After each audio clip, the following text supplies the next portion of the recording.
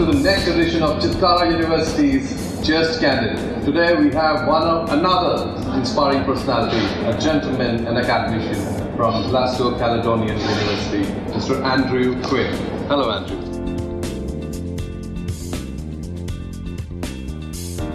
This is your 5th year at the Global Week at Chitkara University. Every year is great and every year gets better. That's very wonderful to listen to that. And so, is it the love of your students, the university, the staff, the people, India as a country, or the food? To all those answers, it's yes, it's everything. Every part of the experience of being in India, relating to Indian people, the food, the culture, and then I think especially you've got to say the Chitkara family, the Chitkara ethos, and then the students. Students are wonderful, great ambassadors for the Chitkara and great ambassadors for India. Everyone in the Global India Week says the same. They say it's just a pleasure to teach the students. So it's all of these things. Do you get enough time to travel while you're in India? Good question. The answer is yes, I would love to have more time to travel, but as usual, as you can imagine, you're not just teaching here, you're teaching at home, you're doing preparation work, you have emails to answer. So in reality, you don't get a lot of time, but all the options are there for you. The university provides us with all the options, all the excursions. Making it a very wholesome experience. Indeed. It's not just teaching, it's very much cultural. And cultural from day one, when you arrive, when you eat, when you're taken on to the local attractions, the lake, the rock garden, and then further afield as it is tomorrow to Shimla. Obviously we've been to Amritsar. All of these things are part of the package, as it were, that Chitkara offers. So it's an unforgettable experience. It certainly is an unforgettable experience. So, that's why I've come back. I think your next year is going to be very pretty soon. Well, yes, I hope so. I also come to India for other purposes. What others? Well, I have to see other universities because partnerships is very important for Glasgow Caledonian University. So I make every opportunity when I'm here doing other business to come and see my friends, my Chitkara family. So who knows, I could be back in the next few months. So very curious to know something. Why do students in India opt for studying in universities in England, and why do lecturers and academicians like you love to come to our country and teach? For me it's easy. For me that's an easy answer. I just love the environment and I love the people. And there is no way that I am not feel welcome. I feel very much part of it. More than home? Yes, more than home, because as soon as I arrive, people know you, they greet you, the students are so polite to you. All of these things make it a marvellous experience. That does not diminish teaching in other countries in Europe, which we do often, but it just adds that little bit of special flavour. And that to me comes from the whole way of life in India, which centres around the family, it centres around values, and they are taken into the educational field. And they do make a difference. They make a difference to me. They do. And on my first part of the question, like students, in spite of having amazing universities like Chitkara, you have the best of the IITs in India, you have the best of the business schools in India. And why would some students opt to go out and study, largely? In my job back in Glasgow in Scotland, I have an opportunity to promote overseas study. Because you look after the international affairs of the university. I do it in the engineering department. In the engineering department, so absolutely. I'm very positive about this. And the first thing that happens when a student goes out and they come back and say, that was the best thing I've ever done in my life before. To travel to other countries and study. Travel to other countries and study. And so there is no substitute. And it doesn't matter whether you're Indian, whether you're Korean, whether you're Australian, it's the same. You're suddenly free from the bonds of close family and ties. You're on your own. And you have got to live. You've got to make friends, you've got to work with people, you've got to study with people, you've got to become a global citizen. And sometimes it's in a very short space of time, and that's demanding for some young people. But in the end, there's no substitute. So do you? What are your thoughts, or do you agree on what my next question is? That is education more of today is more of confinement, or it has to be more of freedom? It has to be freedom. It has to be freedom, and it has to be globalization. It was said recently that globalization is not an option for students, and it's not an option. Students need to be global citizens. They need to be able to interact, they need to be able to communicate, they need to be able to empathise, and they must understand cultures.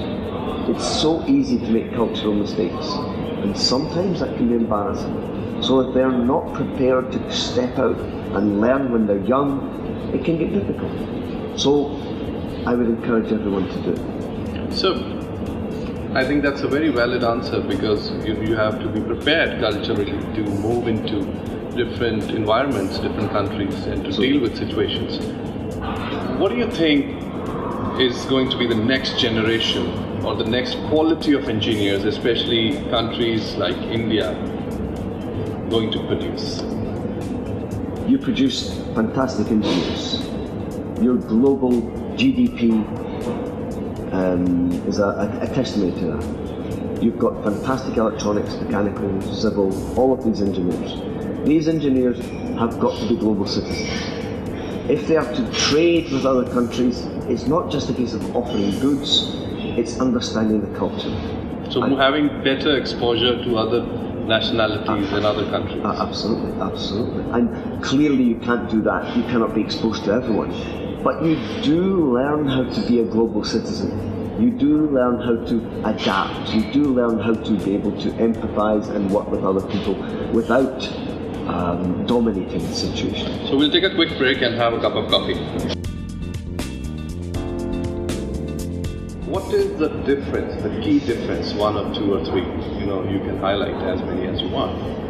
What do you think is the difference between the engineers coming out from European universities and the engineers coming out from Asian universities? Perhaps the industries. That is what I want to know, on a positive note. Yeah. So the industries. You have the huge amount of industries here. And what's particularly good for the Indian students is those industries are global industries. So they may be working in Mumbai, they may be working in Chennai, Delhi, but they're also got branches all over the world. And so there's great opportunities for them to move around. So what you mean is more job opportunities and exposure in India than in Europe? Correct me if I'm wrong. It would depend on the area, I would say. Depends on the company. One, yeah. Yes, certainly. Which sector?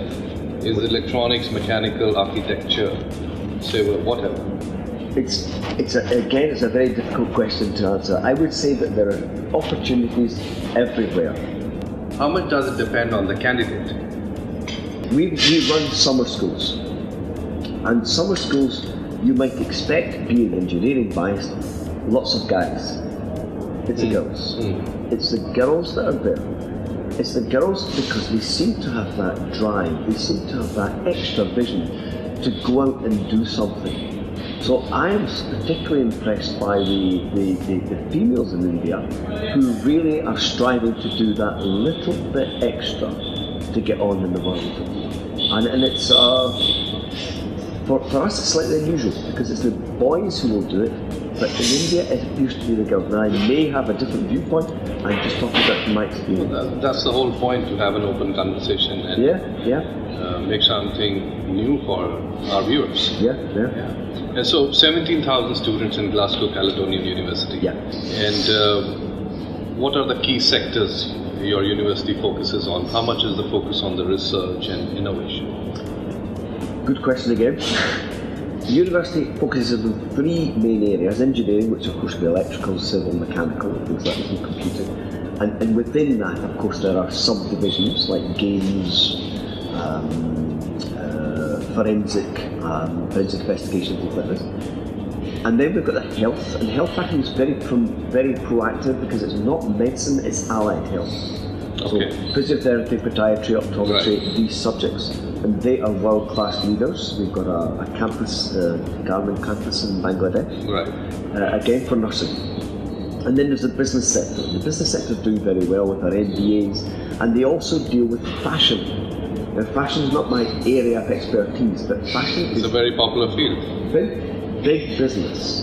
And they've opened a new campus in New York, and we've got a campus in London, looking at fashion. You never thought of moving to fashion? I never thought of it. If you've seen the way I dress, you would say I'd never thought of moving to fashion. No, you look great. It's not my strong point, but if you think about it, it's where the money is, and there's development there. Business is about money. Business is about money. Rather, money, I think earning money in a more unethical way. Yes. Well, I hope so. Yes, absolutely. How much importance you give to ethics, for the youth especially? Personally, 100%. I'm sorry, I find it very difficult at a personal level to see these shortcuts and the ways they take. Yeah, and things that we might call underhand dealing. It's not right. It's not right. And in fact, that is one of the strengths I look back to Chitkara. And that's that moral, that ethical dilemma which comes through me, not just from the Chitkara family, but through India, which is quite interesting. Thank you. Before I go on to my last question, which is more on the values and morals, I would like to ask you a question on what do you think are the three most important aspects a teacher should definitely cover, in any part of the world, while grooming and nurturing and shaping up the future of tomorrow, that is his or her student. Interesting. I see that very, very clearly. A teacher is a role model.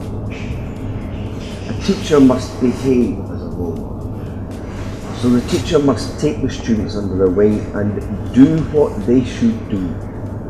So they shouldn't be seen to be doing something different because of their position.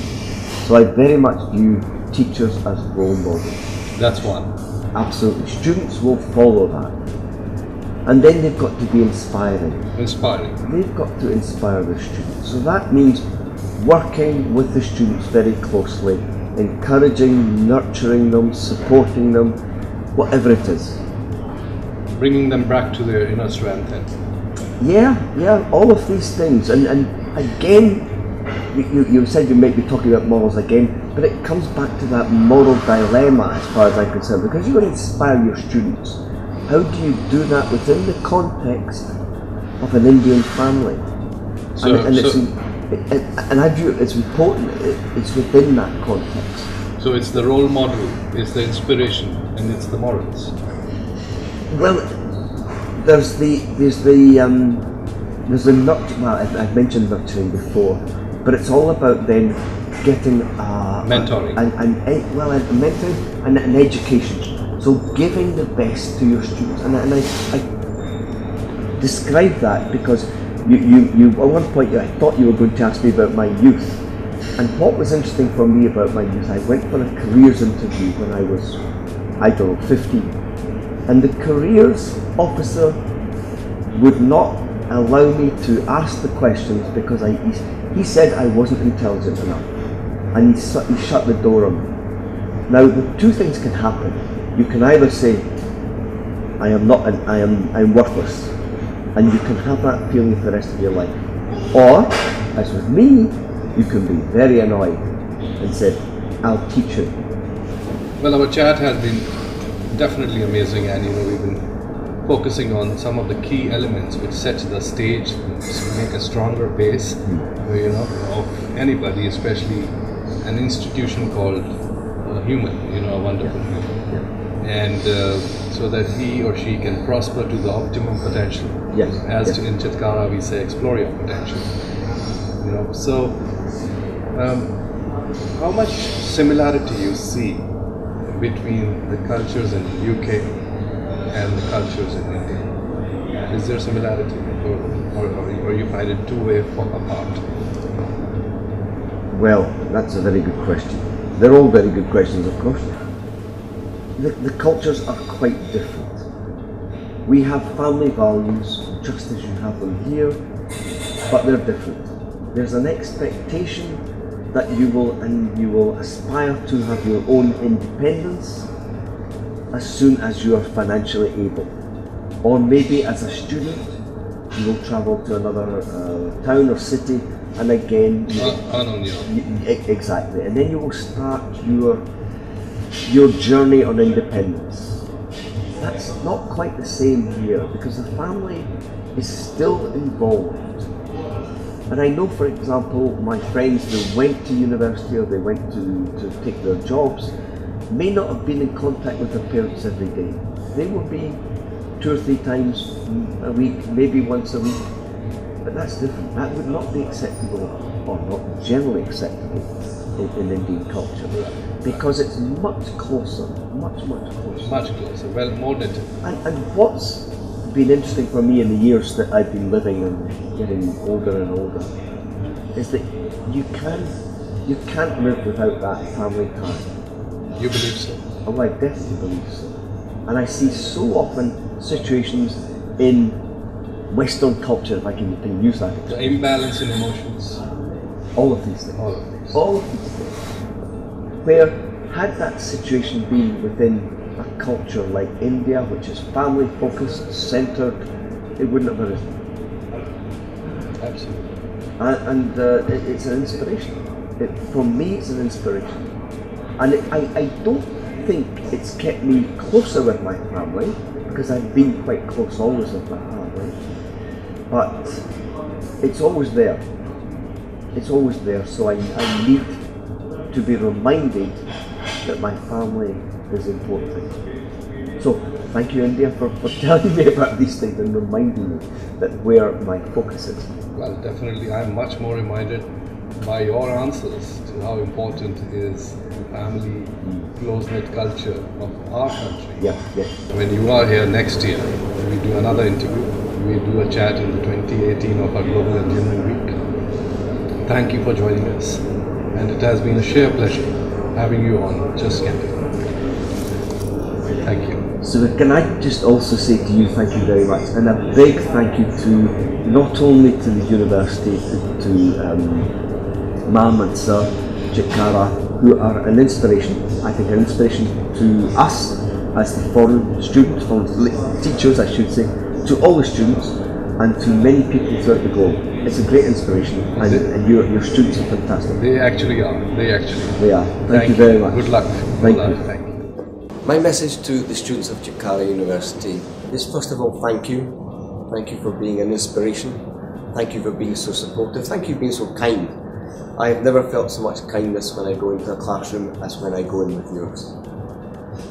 And the second message I want to say is, you see the messages all around the university. Think outside the box. Inspire. Be the person you want to be. And I say to you exactly the same. Aim as high as you can. Don't aim below. If you fall when you aim below, you fall low.